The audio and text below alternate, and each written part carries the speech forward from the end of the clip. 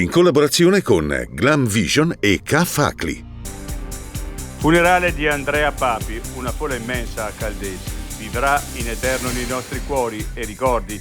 Impegniamoci perché tragedie così grandi e dolorose non si ripetano più. Il dramma di Caldesi, il dolore della mamma e del papà. La colpa non è di mio figlio o dell'orso. Per la mancanza di tutele e prevenzione ci devono essere dei responsabili e se qualcuno ha fatto degli errori faccia un passo indietro e dica mea culpa.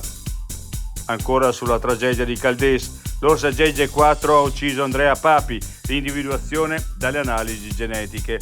Aveva già aggredito padre e figlio sul Monte Peller nel 2020. Frontale autocamper nella galleria che collega Riva del Garda e Limone. Un ferito incastrato tra le lamiere è stato trasferito in elicottero all'ospedale di Trento. Addio ad Alziro Molin, si spegne a 90 anni uno dei più grandi scalatori delle Dolomiti. Il CAI ha scritto pagine fondamentali dell'alpinismo. Angela, sono tornato. Come ogni anno!